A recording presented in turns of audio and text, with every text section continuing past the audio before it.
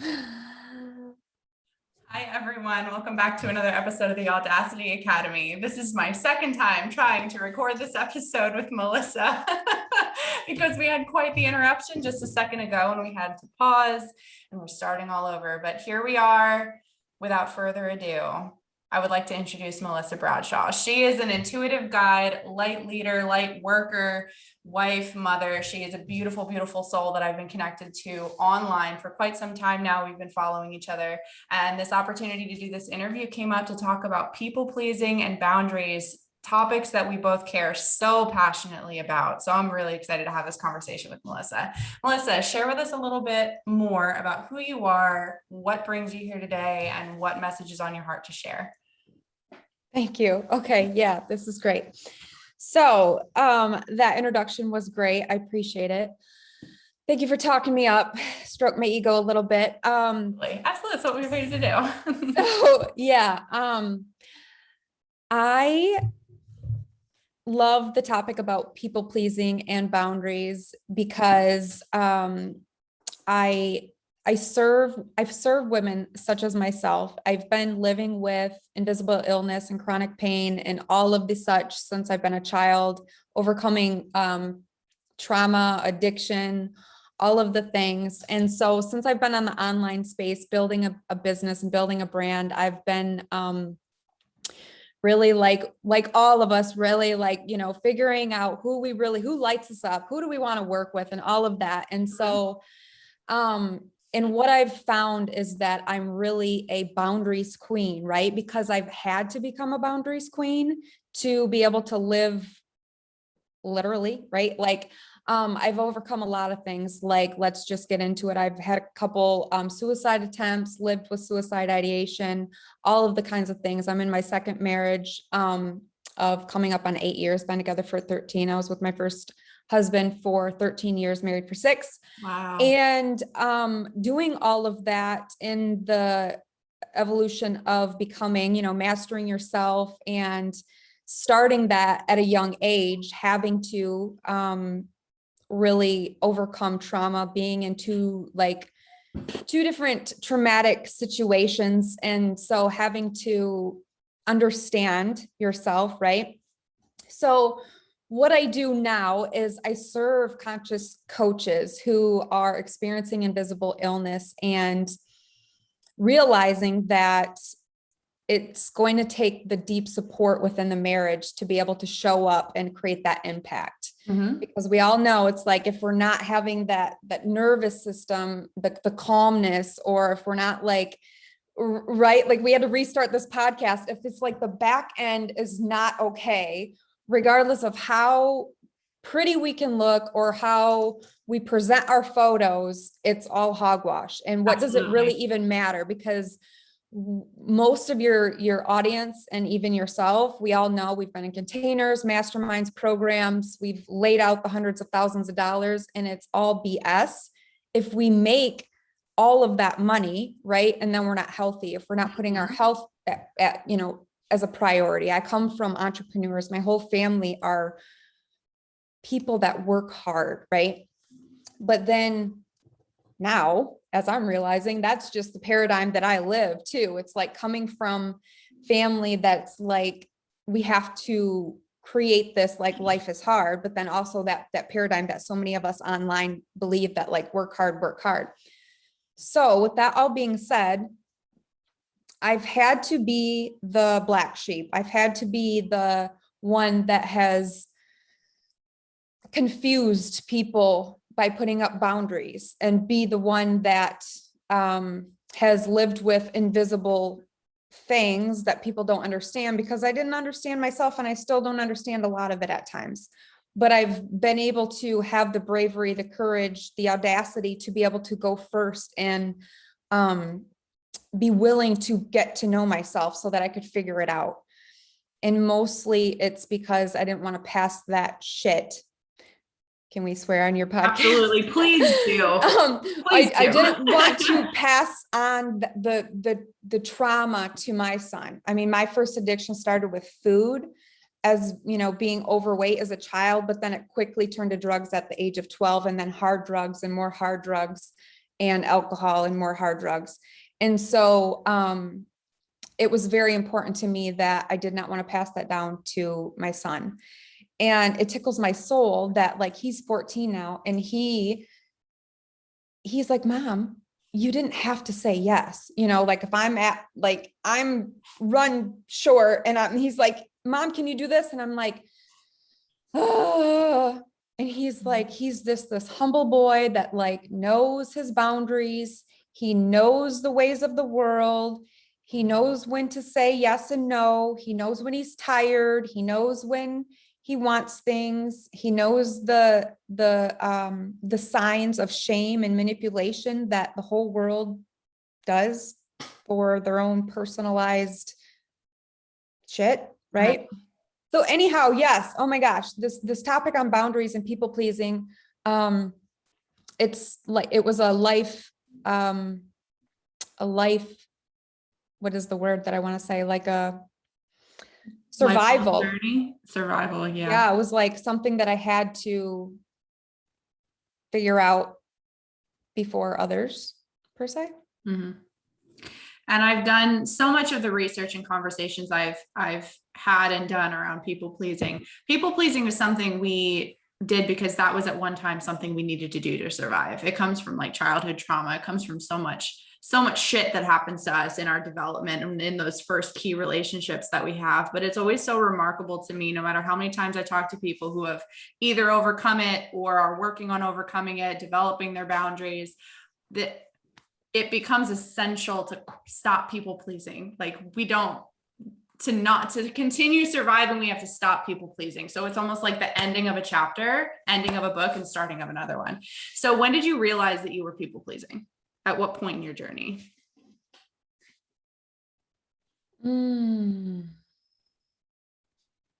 I would say because I always thought of myself as that I wasn't, because I've always been a rebel. I always was the one. I am my mom's youngest of 3 and my dad's, well, his third, but he has 7.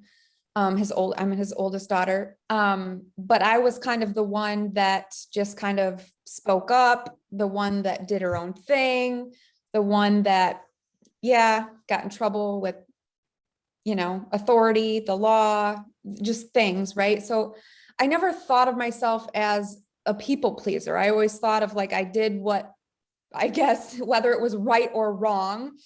And so I think when it became aware to me was like, because back then, if I was sticking up for myself, right, it was like a disrespect thing. Whereas like now we know better, right? We know it's like, well, that didn't feel good, whether I want to wear something or not wear something, right? And so I think that it was probably, let's just say, if I had to really think about it, like a handful of years ago, like, well, I've been in psychotherapy for 25 years, not anymore, but I started in 1st grade and I ended it like several years ago. Not to say that there's anything bad with therapy. I just don't need it anymore.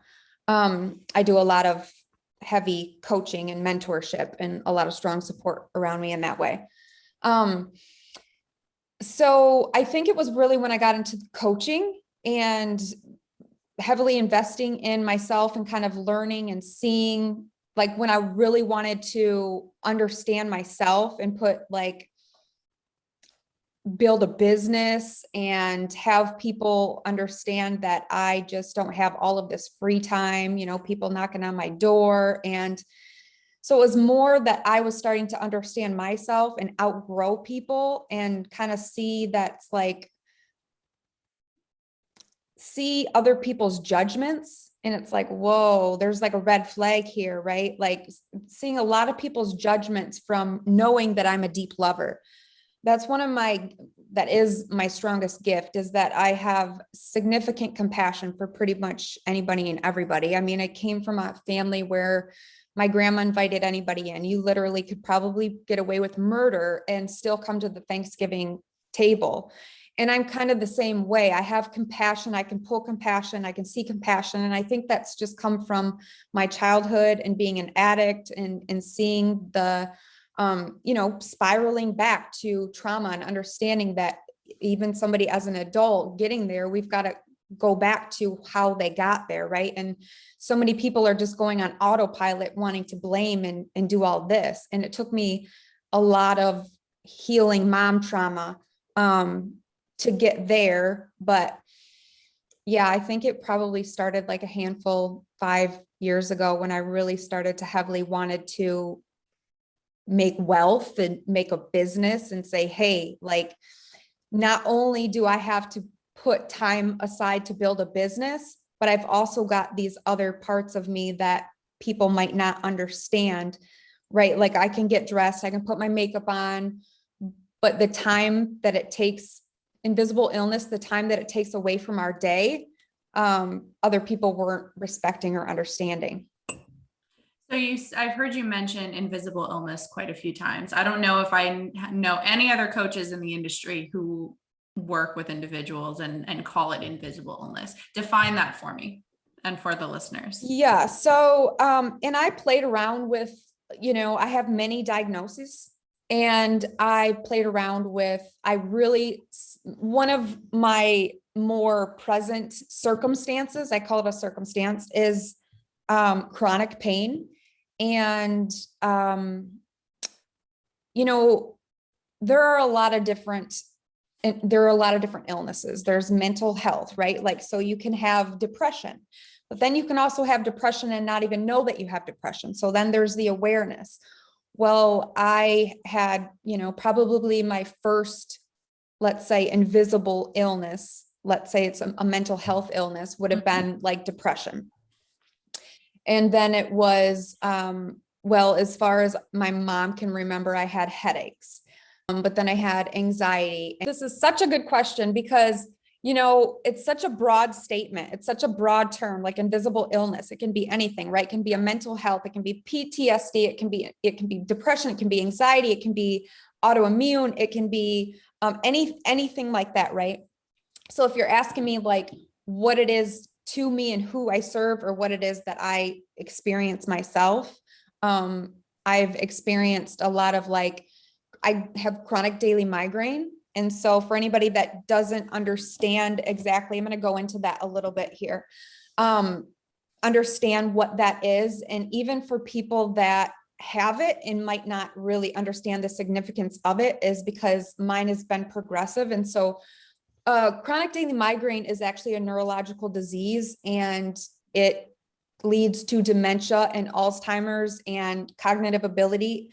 I speak with my hands a lot. It helps me. I know a lot of people do that, but I have word finding ability, like loss of words. I will not listen to this back. Like there will be like just a couple words just like missing out of my sentences. Sometimes when I do my content, I have to look at it back. So different things like that. And for so long in my healing, so deep into spiritual healers, and I'm deep into investment and, Joe Dispenza, and just gobs of reading and learning in different modalities and all the things that I've done. It takes the courage to actually understand. For example, if you go to the doctor and the doctor says, well, you feel this way because you have high blood pressure. Well, high blood pressure is invisible, right? So you get a medication for high blood pressure, but is that person actually doing the research to get to the root cause to make themselves feel better? Okay, so we're not going to look at the high blood pressure as an invisible illness.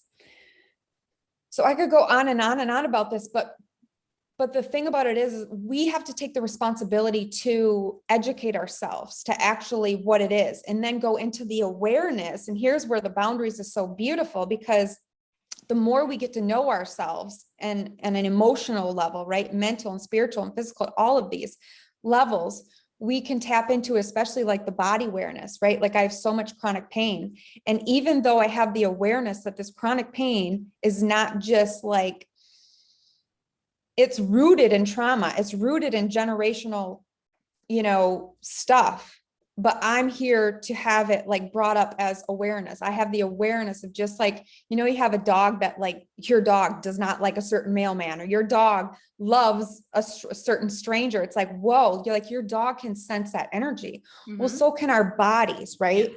So there's a lot of trauma that goes along with people with invisible illness. And there is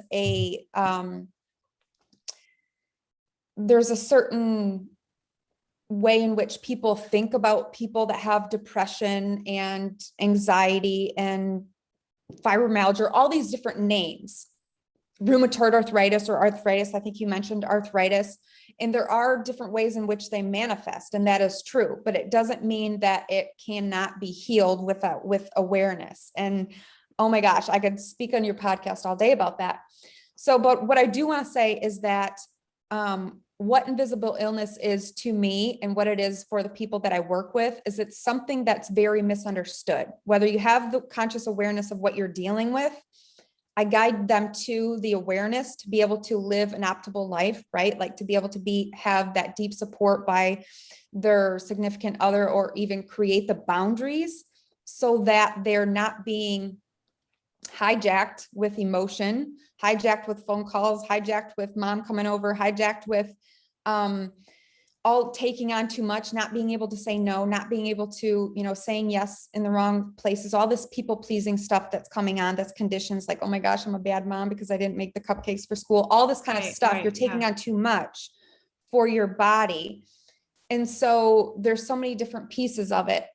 And also the skeptics and all of that, it's like, oh my gosh, like you don't want to speak about it. So then there's the support. The support is the piece that people with invisible illness do not have. And I know that because I was in psychotherapy for 25 years and lived with suicide every day. And I sacrificed things that most people would never sacrifice this past like 5 years because I didn't want to leave my son without a mother. I didn't want to leave my son with the same trauma that I lived with, because now when we start to know what we know now that we didn't know before, right? That I was coping with food at the age of 7 and then drugs at the age of 12 because I just wanted to not feel it all. I wanted to numb it all.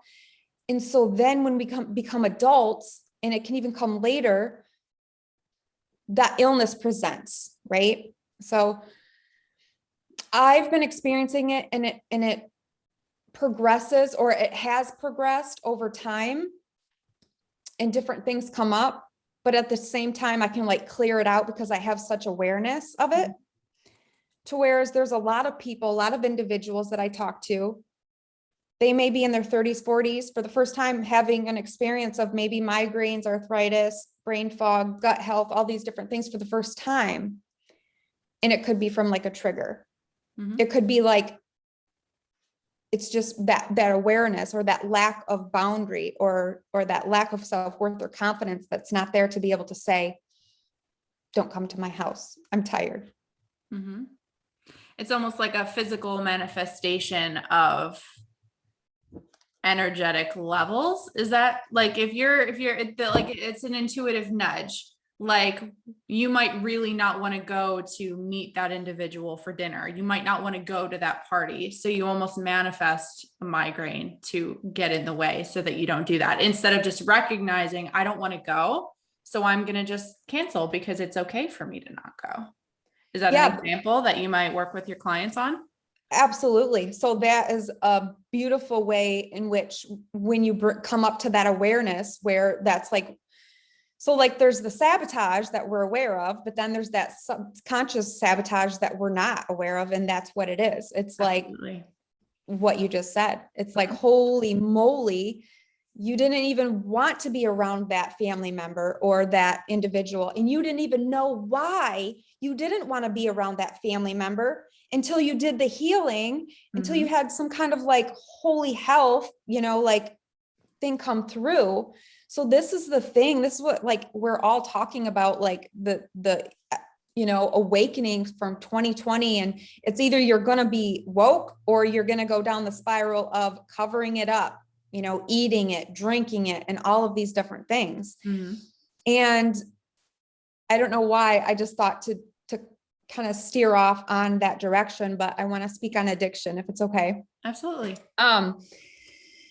So many times, because when you talk about invisible illness, addiction is an invisible illness. And I come from a family of addiction, and I have a different perspective on it. Because I've explored myself, I've kind of used myself as a guinea pig, and I've done the healing more than anybody else has. And I have a big family. So I'm so excited to hear this. I'm like braced for it. I'm like, yeah, tell me your perspective. I'm so excited. yeah. And I'm still I'm like a scientist. I'm like using myself. I'm like a scientist. My grandpa was in the World War II and an amazing, amazing, amazing, amazing man. He went at 19, and my mom is the second to the youngest of 7. And let's just say a beautiful, wonderful family, but a lot of dysfunction and a lot of addiction. And then of course I had my other side of the family, which that's just a whole nother story. But when it comes to addiction, alcoholism, especially, and then we have AA, and it's a beautiful thing. It works for some people. And I always resisted it. And well, I believe when we resist something or we rebel against something, that's our soul. Mm-hmm. And, you know, I resisted it. So here's the thing. It's like, I'm going to go back to a couple bad trips on LSD. Okay. So flopping around like a fish, really bad time. Thank God those friends were there. Well, it's like you got a happy drunk and you have an angry drunk, right? It's like, it's the energetic emotional state that you're in, right? And so I have some family members that do not do well at all on alcohol, never have. It's contributed to a lot of my illnesses. Yep, I'm just going to say it how it is. And so until you heal that, right? Until you heal that, you're not going to be able to handle, right? Like this isn't anything new. I mean, Abraham Hicks talks about it. We, you know, like we've heard about it. It's like, it's the same thing. And I'm going all over, but I'm going to go back. It's like the same thing. Whereas like we try so hard, because I've yo-yoed my weight. I've lost hundreds of pounds when you've added it all up, you know, back and forth. When you try so hard to lose weight, but then, you know, you look at people, it's like, how can you get away with eating that? But then this other person can eat the same thing and they don't gain any weight. They have a flawless body. It's the energetic state that they're in. Okay. So the same thing's going on with COVID and so on and so forth. Whatever kind of illness it is, it's not only the antioxidants, it's not only the food that you're taking in, but it's the energetic state. It's the amount of healing that that person or trauma that they've experienced or healing that they've gone through, the awareness that where they're at. So with addiction, for myself, I'm not telling you I'm going to do a line of Coke, because I'm not. I'm never going to go there, never going to go back there. But I have experienced with alcohol, even though it's been one of my deadliest vices. And it's just very, I'm not one of the coaches, and I don't mean to offend anybody that is proud of their sobriety, because I think that it's absolutely beautiful. And I actually think that sobriety is a beautiful thing. Like, maybe someday I'll never touch a substance again, but what's to say your substance is any less toxic than some other pesticide or thought or whatever else. So I've experimented over the past couple of years, several years. And I used to be somebody that could never take a lick of alcohol without being the last person at the party. That being said, with any drug, I was the last person at the party. I would walk to the store if it was 5 blocks away. I would catch a ride. And I don't have that anymore. I don't, not to say that I put myself in the situation. There are times, but I find it so just intriguing to me that I have that mastery, that I have that control, or here's better yet, I have the awareness to know, because I've played with it, that when I'm low, I don't do it. Because I've noticed when I'm low and I try, that I want more. Mm-hmm. And I want to stoop down to that misery. But then also, like you said, when it comes to invisible illness, how do you feel after that substance? How do you feel after you put that substance in your body? Are you being aware to that? Because what really matters to you? Does it really matter to you to go to this event? Does it really matter to you to build this business? Does it really matter to you to feel good in your body, to go to the gym or to whatever? Because if it does, why are you consciously sabotaging yourself? Mm-hmm. It's understanding why. It's the why behind, why is at the root of everything. Why are you doing this, period? Whether it's something that's good or bad. And I don't believe in labels. I don't think anything is good or bad. It's just things, right? Why are you Yeah. taking that substance? Why are you drinking? Why do you have a migraine? Why? Sometimes it seems like things are inexplicable and it's just because, but really, if you want to build that self-awareness, it is realizing that there is an underlying reason, whether it's self-manifested or not. But everything is self-manifested, isn't it? Yeah. And I want to speak on that I want to touch on that like label thing too, because on my journey, as I've been a drug rat or a rat of big pharma for so long, I've, you know, been careful of using labels, and I still don't like to, give my power away to the labels, but then also I understand that to be able to help people, that's why I was so very particular over the years with speaking, showing up, using these terms while I'm healing myself. It's like, okay, that's like the resistance, right? I actually just wrote a post that I'm putting up. It's like the paraplegic, right? The paraplegic has no legs, that they're not like denying that they don't have any legs, right? So it's like I would get caught in this like not accepting, just looking for the miracle. So invisible illness is something very tricky. It's like the acceptance part, and but the label part is it doesn't have to be a label, right? Because sometimes we're so often used to our environment and the people that are around us, say if they have depression or anxiety or pain or addiction, you have to have that awareness and that common sense, right? To be able to, I don't know if when people are in the system, you go to the doctor and they're like, has anybody in your family had a heart attack? Has anybody in your family had a whatever? They're programming us to believe, right? Like that paperwork just makes me sick, because it's like, no, right? Like you don't have to repeat that. So as far as the labels go, it's like, it could just be that you're sad, and that's okay. But we've always made it wrong. We've always been judging ourselves. And so people are going to stay in that mess if they stay in their environment around the people that still believe that same shit. Mm-hmm. Well, labels, as we call them, most of the time, it's just a collection. It's just information. It's a collection of symptoms. It's just information for us to use to come to our own conclusion about things. Like I feel like there is a line, of course, between like science and spirituality, and we won't go too deep down the woo-woo rabbit hole just for the sake of time, because I feel like that would be a podcast episode for a totally different day. But my therapist, I've been in therapy until last year. It had been about 13 years. It'd been over a decade of working with various therapists. And the last one I had was my favorite, because she got my whole packet and she looked through all of my diagnoses, right? And she's just like, what if this is just information? What if it's just information for you to understand, instead of attaching yourself to this label and going, oh, well, I have depression, anxiety, so that means I'm resigned to this. I'm that type of person. She's like, what if we looked at that and like borderline personality disorder? What if we looked at it as just like, what if you're just Sarah? And all of this is just information for you to use to understand yourself more, build awareness, so that you understand how you operate in the world, so you can better set your boundaries, so that you can better create an environment that caters to what is optimal for you. And it was like, it blew my mind, and it completely changed the way I see the world and myself.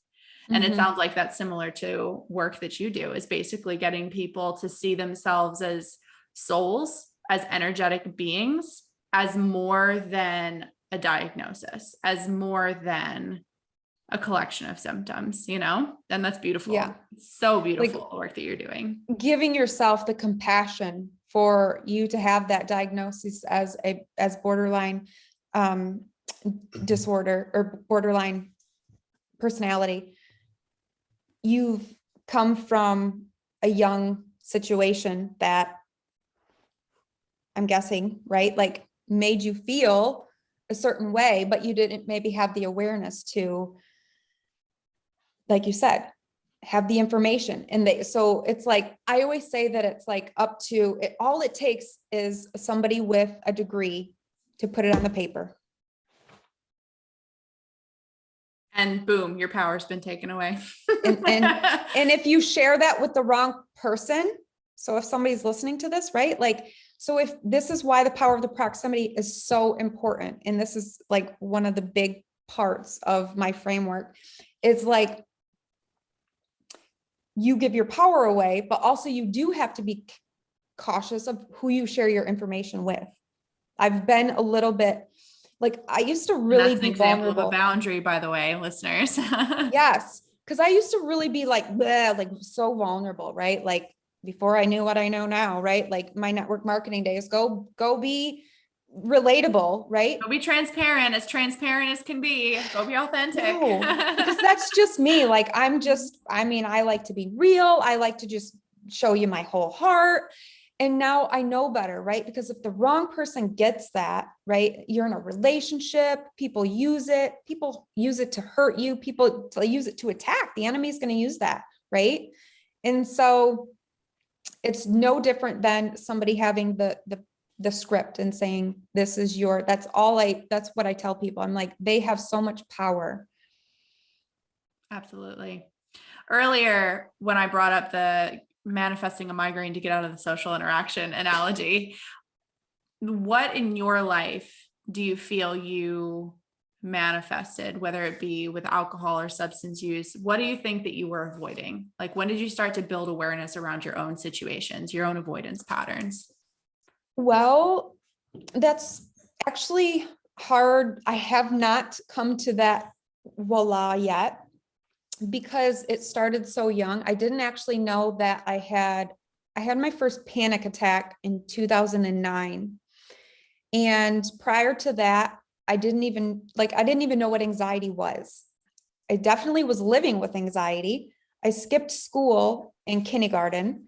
My dad had built, like those houses at the end of the driveway where you stay in like the house to wait for the bus. We had a longer driveway, and my babysitter, I guess, caught me waiting out there. And so looking back at all of the situations, like why is a kindergartner skipping school, right? Like all of these different things. For my first marriage, I was like, no, I'm not having a bridal shower, or not a bridal shower, but a baby shower by myself. And I know it's more common, now or whatever, but like looking back at the reasoning, like I don't want, even though like I'm a leader, I'm a talker, I'm very much introverted. Like I don't like the like center on me, like the spotlight on me. And I never looked at that as anxiety. And now what I know is that I had a lot of responsibility as a child. And so because I had a lot of responsibility as a child, it built up as I grew up. It was like, I should have, right? Like I should have never had all of that responsibility as a young child. And not only did I have a lot of responsibility, I had responsibility that I shouldn't have had. And so coming from, we'll just say like a broken home, a traumatic divorce, alcoholism, and a lot of other dysfunction. And so I was like brought to the awareness that I avoided a lot of responsibility. Mm-hmm. So that's kind of what's come to me now. Like, I don't do it now. Like I still can't pinpoint it, because especially the migraines have been so significant that there hasn't been like a one thing, but I definitely can catch myself in like creating the mind drama of like anxiety that triggers the pain. That's awesome. Thank you so much for sharing me with that. It's an ongoing journey, right? Like maybe you will have that aha moment where it all clicks and it all makes sense, and maybe it'll never happen, but every single day it sounds like you're moving in the direction of understanding yourself a little bit more. And that's just beautiful. Mm-hmm. So what's been the number one boundary that you've created that has helped you?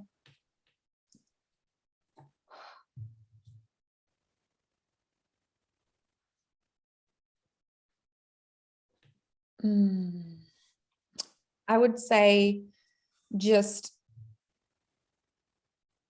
like within family, like not always attending things or, you know, answering phone calls or, yeah, like things have been different for the past several years, like quite some time since. I think that, like, I use the term very misunderstood, whereas some people think that it's like people are being a certain way, but it's really just a boundary. It's just a standard. And so my boundary is just that, like, I use no thank you very nicely, easily, gracefully. And there was some like rah for quite some time, but I have no problem saying no thank you.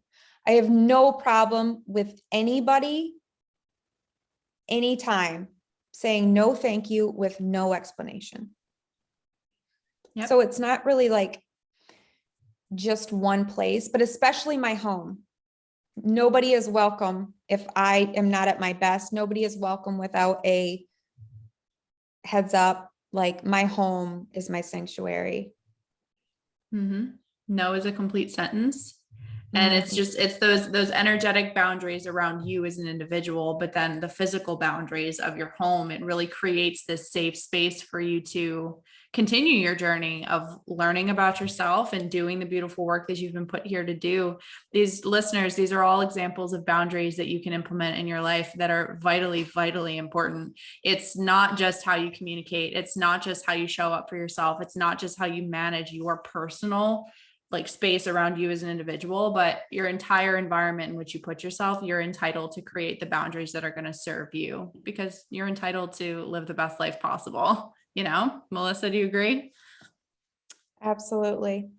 Be willing to be misunderstood. Mm-hmm. And you don't owe an explanation. You don't owe an explanation. Everyone does not have to understand you. Even if you try to explain everything about yourself to every single person, there's still going to be people who don't get it, who don't agree, who want to cross those boundaries, who want to push you. And that's okay. They're entitled to that because they're on their own journey, but we're also entitled to do what we need to do to protect ourselves. Right? So good. Yes. So good. We're running out of time, unfortunately, Melissa. Why don't you tell the humans where they can find you, follow you, connect with you, reach out to you if they're interested in working with you in the future? So the best place to reach out to me is just on Facebook Messenger. Okay. Perfect. So I will drop the link to your personal Facebook page and your Instagram with the description of this podcast below and on YouTube and everything. So everyone can just hit the button and find you. Does that sound good? So good. Perfect. And as I always wrap up with this last question, it's my favorite question in the whole world. What is the universe giving you in this moment to say to the humans? A tip, a lesson, some piece of wisdom that just drops in right now? What just came to me is like, it's like a tool to know where you are with your boundaries and your people pleasing is your, obviously it's so simple, your ability to say no, but like what's following it or how easy it comes out, right? Like that's how you can kind of assess where you are, if you need more resources or more support in your people pleasing or in your boundaries or in your safety or your sanctuary. It's like, or creating that sanctuary. It's like, is it easy? Are you hesitant? Are you shaming yourself after you say no? Are you feeling tense in your body? Do you have a headache? Are you sweating? Do you go binge eat? What are you doing after you say no? Are you like, what are you doing after the no, right? Like, what are you doing before the no? So kind of assess yourself. Like, is it just easy? No, then you're going to go do some disco dancing. Like what, like just assess yourself. Mm-hmm. Building that self-awareness. Like, what is the energy with which you're saying no? Like, do you feel good about it? Do you feel bad about it? Is there guilt? And that's all information for us to continue growing. That's so good. Thank you so much for sharing that wisdom with them. I hope that I just know that landed exactly for someone out there needed to hear that today. So thank you so much, Melissa. And thank you for joining me on another episode of the Audacity Academy. Listeners, thank you for hanging out with us again for another episode. And I will see you next week. Bye, everybody.